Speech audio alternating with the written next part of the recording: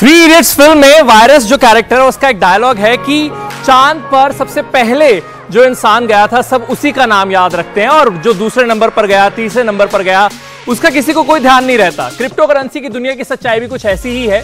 पहली crypto currency bitcoin, हर कोई उसी की बात करता रहता है, लेकिन बाकी प्लेटफॉर्म्स को लोग भूल जाते हैं। मेरा नाम है अरुण सिंह, शो का नाम है कॉफी एंड क्रिप्टो, और आज हमारी यही कोशिश रहेगी कि जो एक और प्लेटफॉर्म है, जब मार्केट कैपिटलाइजेशन की बात होती है तो नंबर 1 पर बिटकॉइन आता है, नंबर 2 पर आता है इथीरियम। आज हम उस पर फोकस करने वाले हैं। तो इथीरियम है क्या, सबसे पहले उसी सवाल का जवाब हम आपको देने वाले हैं। आज हमारे साथ बहुत सारे मेहमान भी जुड़ेंगे, इथीरियम पर चर्चा रहेगी, लेकिन हमारा एक्सप्लेनर जो है जिसका नाम है आइए समझते हैं, उसमें अब हम समझने वाले हैं कि इथीरियम है क्या। तो सबसे पहले इथीरियम के फाउंडर विटालिक बुटेरिन हैं, और इथीरियम एक ऐसा प्लेटफॉर्म है जो कम्युनिटी बेस्ड है। ये ओपन सोर्स है, इसमें सब मिलजुल कर जो है इस प्लेटफॉर्म को एक तरह से रन कर रहे हैं। उसके अलावा अगर आगे बढ़े तो एक तरफ जहां बिटकॉइन की बात हो तो वो एक करेंसी की तरह उसका इस्तेमाल होता है, दूसरी तरफ इथीरियम के बहुत अलग अलग यूज हैं, जैसे कि डिजिटल मनी की तरह ये इस्तेमाल हो सकता है, ग्लोबल पेमेंट की तरह, और एप्लीकेशन के लिए भी इस्तेमाल होता है। अब बहुत सारे लोग कंफ्यूज होते हैं कि इथीरियम एक करेंसी है, इथीरियम प्लेटफॉर्म का नाम है, उसके ऊपर एक बेस करेंसी है जिसका नाम है एथर, ETH। आपने अक्सर देखा होगा, अभी आपके स्क्रीन के नीचे भी जो प्राइसेस आ रहे हैं उसमें ETH देखिए, इथीरियम एथर। तो एथर जो है वो इथीरियम पर बेस्ड है और यही करेंसी का नाम है। ये 2015 में लॉन्च हुआ था, और अब जैसा मैंने शुरुआत में बताया मार्केट कैपिटलाइजेशन के हिसाब से बिटकॉइन के बाद ये दूसरे नंबर पर आता है। फटाफट इसके की फीचर्स मैं आपको बता देता हूं। सबसे पहले ये ब्लॉकचेन सिस्टम, ब्लॉकचेन को हमने आपको पहले भी एक्सप्लेन किया हुआ पिछले एपिसोड्स में, ये ब्लॉकचेन सिस्टम है ये। उसके बाद यहां पर डिसेंट्रलाइज्ड एप्स होती हैं, इसे डैप्स भी कहा जाता है।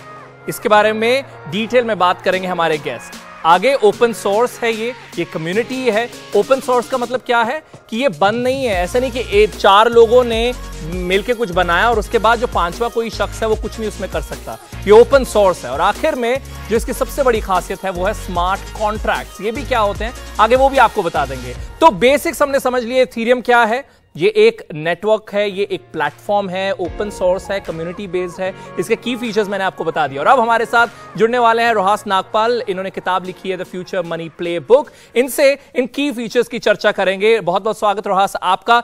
तो बताइए, इथीरियम के बारे में बेसिक चीजें जो है वो कवर कर ली हैं, अगर आप उसे एक स्टेप आगे लेकर जा पाए हमारे लिए।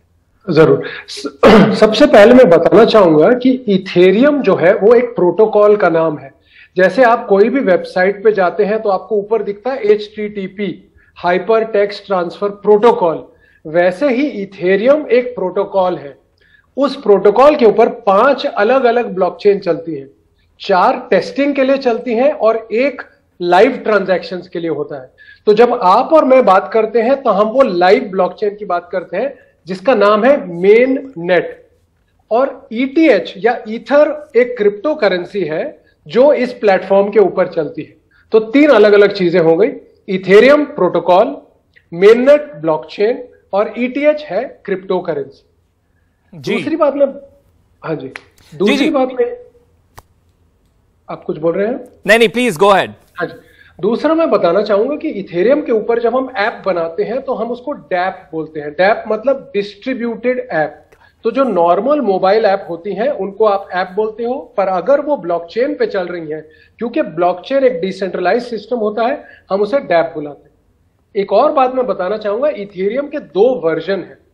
तो कुछ साल पहले एक बहुत बड़ा हैक हुआ था इथेरियम के ऊपर और काफी टोकन चोरी हो गए थे। उसके बाद कम्युनिटी ने डिस्कस किया कि अब करना क्या है। कुछ लोगों ने बोला है कि हम ब्लॉकचेन को रिवाइंड करते हैं और ये जो फ्रॉड हुआ है उसको हम वापस कर देंगे। कुछ लोगों ने बोला नहीं, ब्लॉकचेन में ऐसा नहीं कर सकते। तो उस टाइम इथेरियम 2 टुकड़ों में बट गया। एक बोलते हैं इथेरियम क्लासिक, उसकी क्रिप्टो को बोलते हैं ETC, वो बहुत सस्ती है। दूसरे को हम बोलते हैं इथेरियम, वो है ETH, वो काफी महंगी है। तो आप कभी भी गलती से ETC मत ले लीजिएगा, क्योंकि ज्यादातर लोग ETH आजकल खरीदते और जानते हैं। अब आगे बढ़ते हैं कि बहुत ही एक की फीचर है स्मार्ट कॉन्ट्रैक्ट का, अगर उसके बारे में ब्रीफली आप हमें बताएं। जरूर। तो एक एग्जांपल लेते हैं कि सपोज हमने एक इंश्योरेंस पॉलिसी ली है कि अगर मेरा प्लेन आधे घंटे से ज्यादा डिले होगा तो मुझे इंश्योरेंस कंपनी कुछ पैसे देगी। तो आज की डेट में ये बहुत मैन्युअल प्रोसेस होता है, हमें क्लेम फाइलिंग करनी पड़ती है। अब आप सोचो, अगर इस इंश्योरेंस कॉन्ट्रैक्ट को हम स्मार्ट कॉन्ट्रैक्ट बना के ब्लॉकचेन पे डाल दें तो यूं ऐसा होगा कि जब भी मेरी फ्लाइट लैंड होती है, ब्लॉकचेन जो है वो डेटा कहीं से लेके आएगी कि फ्लाइट कितने बजे लैंड हुई, और अगर वो आधे घंटे से ज्यादा डिले था तो ऑटोमेटिकली मेरे अकाउंट में वो ETH टोकन डाल देगी और मुझे कोई भी क्लेम नहीं करना पड़ेगा। तो ये एक एग्जांपल हुआ स्मार्ट कॉन्ट्रैक्ट का। तो देखिए, डिसेंट्रलाइज एप्स में जैसे अगर हम कैब बुक करने के लिए कोई ऐप यूज करते हैं, पिज्जा मंगाने के लिए कोई ऐप यूज करते हैं, आप उसमें कोई बदलाव नहीं कर सकते। तो डिसेंट्रलाइज ऐप का मतलब यही है कि वो डिसेंट्रलाइज है, कोई एक सेंट्रल अथॉरिटी उस पर रूल नहीं कर रही। और वहीं बहुत स्मार्टली स्मार्ट कॉन्ट्रैक्ट के बारे में भी रोहास ने हमें बताया कि उसमें जो फंक्शनैलिटीज हैं पहले से आप सेट कर सकते हैं और अपने हिसाब से वो आगे चलती है। बहुत बहुत शुक्रिया रोहास हमारे साथ जुड़ने के लिए। अब अगले सेगमेंट की तरफ बढ़ते हैं जिसका नाम है चर्चा, और आगे हम चर्चा करने वाले हैं इथेरियम और बिटकॉइन की। बहुत सारे लोग कह रहे हैं कि इथेरियम जो है, कह रहे हैं क्या कहते हैं, और ये फैक्ट है कि बिटकॉइन से बेहतर है इथेरियम, क्योंकि बिटकॉइन के बाद आया था ये। लेकिन कैसे बेहतर है उसके बारे में हम चर्चा हमारे मेहमान के साथ करने वाले हैं। हमारे साथ जुड़ रहे हैं अजीत खुराना, और उनसे हम बात करेंगे कि क्यों और कैसे बिटकॉइन जो है वो बेहतर, जो इथेरियम है वो बेहतर है बिटकॉइन से। बहुत बहुत स्वागत है आपका। तो कई कारण है। पहली बात ये समझिए कि जब बिटकॉइन आया था तब कोई क्रिप्टो करेंसी नहीं थी। बिटकॉइन ने किसी और क्रिप्टो करेंसी को देख के अपनी नकल नहीं की थी। बट इथेरियम जब आया तो इथेरियम ने बिटकॉइन की सारी खूबियां ली और कुछ खूबियां जोड़ी। पहली जो नागपाल जी ने स्मार्ट कॉन्ट्रैक्ट की बात कही, तो उसे आगे बढ़ाते हुए मैं ये कह सकता हूं कि बिटकॉइन काफी कुछ करता है, इथेरियम वो सारी चीजें करता है मगर उससे ज्यादा, एक से ज्यादा काम में आता है इथेरियम। दूसरी चीज ये है कि आजकल खास करके जब ये जो कंप्यूटिंग पावर है, कंप्यूटर्स की क्षमता बहुत बढ़ गई है जो बिटकॉइन माइनिंग करते हैं, तो एनवायरमेंटल फैक्टर क्या है, एनर्जी यूजेज क्या है, इस पर काफी चर्चा हो रही है। वैसे तो इथेरियम से आगे जाके भी बहुत और क्रिप्टो करेंसीज बन रही है, बट बिटकॉइन के मुकाबले में इथेरियम ज्यादा एनर्जी एफिशिएंट है। आज और बहुत सारी क्रिप्टो करेंसीज आ रही हैं इन दोनों को छोड़ के। तो जो आपने 3 इडियट्स का एग्जांपल दिया था कि वायरस ने कहा दूसरा बंदे कौन था मून पे, तो 10वां और 15वां कौन था है तो किसी को नहीं पता होगा, मगर फिर भी जो इथेरियम है उस होड़ में लगी है कि शायद किसी दिन, चूंकि वो ज्यादा तेज चलती है, क्योंकि उसकी एनर्जी एफिशिएंसी ज्यादा है, ट्रांजैक्शंस ज्यादा है, उस पर डैप्स ज्यादा बने हैं, तो शायद वो बिटकॉइन को बीट कर सके। तो अजीत खुराना जी का इंट्रोडक्शन भी मैं आपको दे दूं। ये क्रिप्टो एक्सपर्ट हैं और फाउंडर है जेनेसिस नेटवर्क के, और इन्होंने बताया हमें कि किस तरीके से बिटकॉइन से बेहतर है इथेरियम, और उसी की चर्चा हम यहां पर कर रहे हैं। और जैसे इन्होंने कहा कि उससे आगे जाता है एक स्टेप। क्यों? क्योंकि ये पहली करेंसी नहीं थी, पहली करेंसी थी बिटकॉइन, इसीलिए कुछ स्टेप्स आगे इथेरियम गया। बहुत बहुत शुक्रिया हमारे साथ जुड़ने के लिए मिस्टर खुराना, आपने हमारे साथ बहुत ही अहम पॉइंट जो हैं वो डिस्कस किए। लेकिन अब आगे हम बढ़ेंगे हमारे अगले सेगमेंट की ओर, जहां पर हम इथेरियम को बाकी और प्लेटफॉर्म्स के साथ कंपेयर करेंगे। अब बिटकॉइन और इन दोनों का कंपैरिजन हो गया, लेकिन और कई ऐसे नए प्लेटफॉर्म हैं, चाहे कार्डानो हो, चाहे सोलाना हो, ये सब अब बेहतर करने लगे हैं इथेरियम से। उनके साथ भी कंपैरिजन करेंगे, लेकिन ब्रेक के बाद, और उसे समझने के लिए क्रिप्टो की कक्षा जो है उसकी शुरुआत भी करेंगे। फिलहाल वक्त है ब्रेक का। ब्रेक के बाद और मेहमान जुड़ेंगे और सेगमेंट्स कर रहे हैं आपका इंतजार। देखते रहिए कॉफी एंड क्रिप्टो।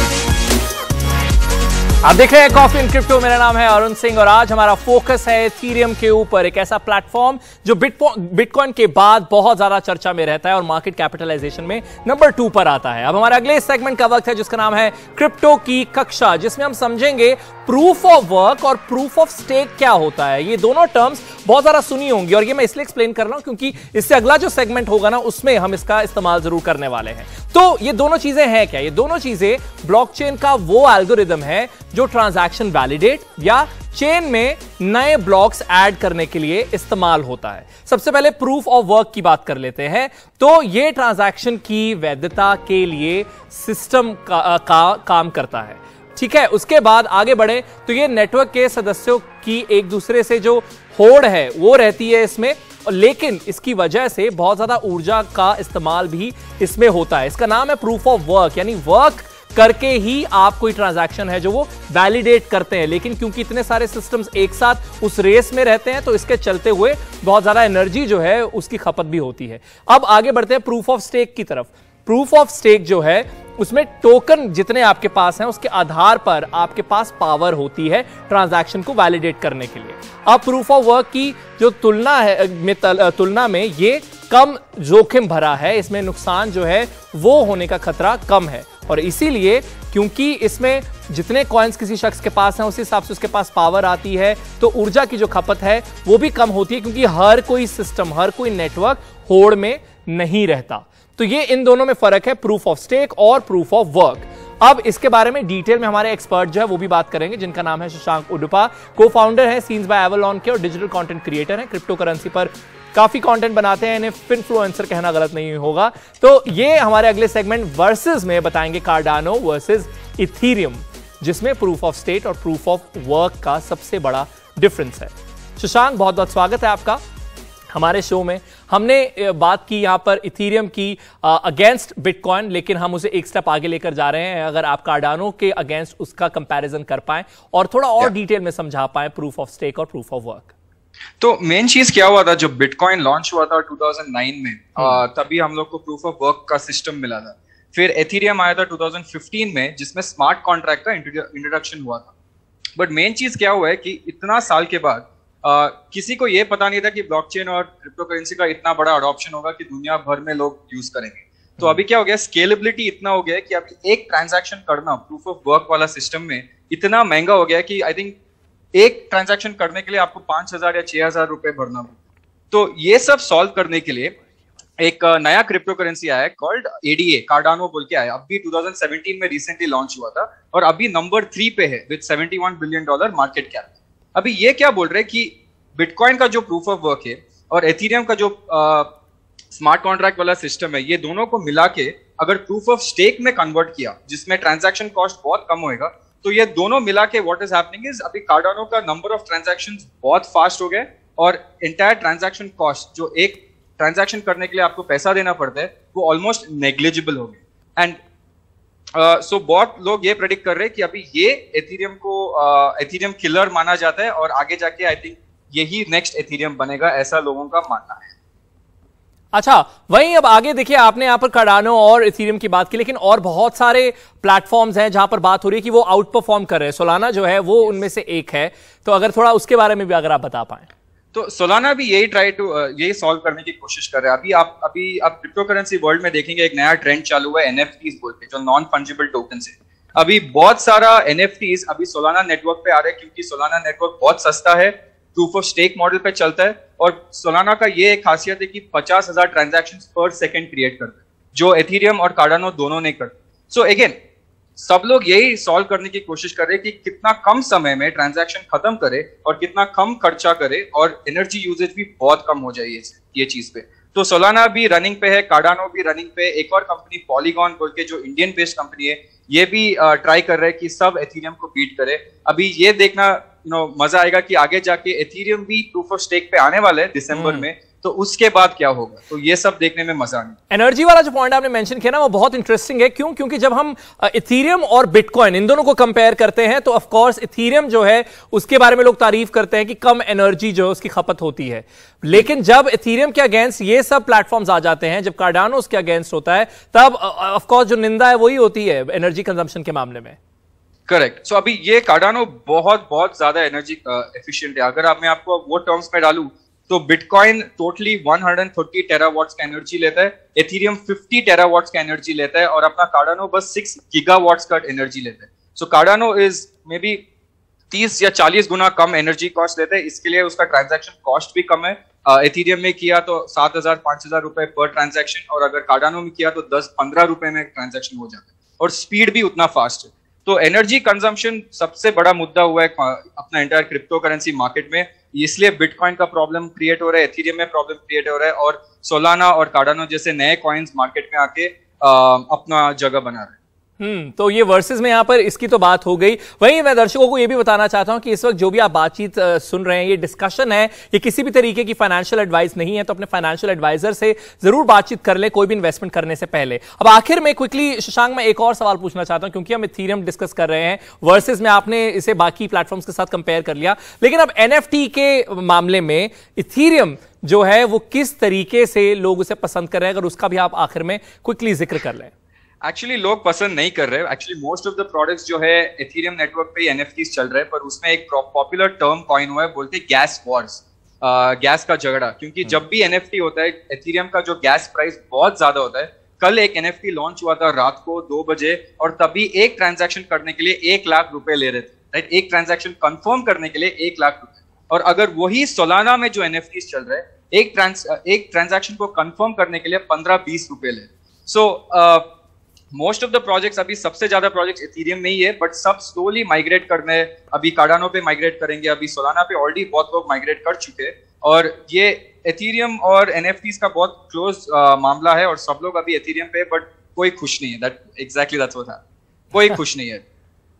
अच्छा, ठीक है, बहुत बहुत शुक्रिया शशांक हमारे साथ जुड़ने के लिए, और वर्सेस जो है हमारे लिए, हमारा सेगमेंट करने के लिए, और साथ ही साथ आखिर में एनएफटी की भी बात करने के लिए। तो देखिए, जैसे इन्होंने मेंशन किया गैस, वो फीस है जो आप इथेरियम प्लेटफॉर्म पर देते हैं ट्रांजैक्शन के लिए। तो कंफ्यूज मत होइएगा कि किस गैस की यहां पर बात हो रही है। और ऐसी टर्म्स, चाहे डिसेंट्रलाइजेशन की बात हो, ब्लॉकचेन की बात हो, ये सब क्या है, ये हम पिछले एपिसोड्स में कवर कर चुके हैं। अगर उन वीडियोस को आप देखना चाहते हैं तो हमारे सोशल मीडिया प्लेटफॉर्म्स पर जाकर हैशटैग को सर्च कीजिए क्रिप्टो विद NDTV, और आपके सामने वो सारी वीडियोस होंगी, वो सारा कंटेंट होगा जो हमने पास्ट में किया है, और आप हमारे एक्सप्लेनर्स देख सकते हैं कि क्या ब्लॉकचेन होता है, डिसेंट्रलाइजेशन क्या होता है, गैस क्या होता है। ये सारी वीडियोस आपको पीछे वहां पर मिल जाएंगी। लेकिन अगर आपके कोई सवाल हैं जो आप चाहते हैं कि हमारे अगले शो में हम उसे शामिल करें, तो आप हमें लिख भेजिए। वो आप वीडियो भी रिकॉर्ड कर सकते हैं, क्योंकि अच्छा ये होगा, फिर अपने शो में शामिल कर पाएंगे उन सवालों को। आप वीडियो बनाकर हमारे सोशल मीडिया प्लेटफॉर्म्स को टैग कीजिए NDTV इंडिया। मेरा नाम अरुण सिंह है, मुझे भी आप टैग कर सकते हैं, और हैशटैग का इस्तेमाल कर सकते हैं क्रिप्टो विद NDTV। अगले एपिसोड में आपके सवाल लेंगे क्रिप्टो करेंसी से जुड़े हुए। एक बार फिर से कहना चाहूंगा कि यहां पर डिस्कशन होती है, और इसे किसी भी तरीके की सीरियस फाइनेंशियल एडवाइस की तरह ना लिया जाए। मेरा नाम है अरुण सिंह, और शो का नाम है कॉफी एंड क्रिप्टो। अगले हफ्ते एक बार फिर से होंगे हम हाजिर किसी और क्रिप्टो टॉपिक के साथ। फिलहाल मेरी तरफ से गुड बाय।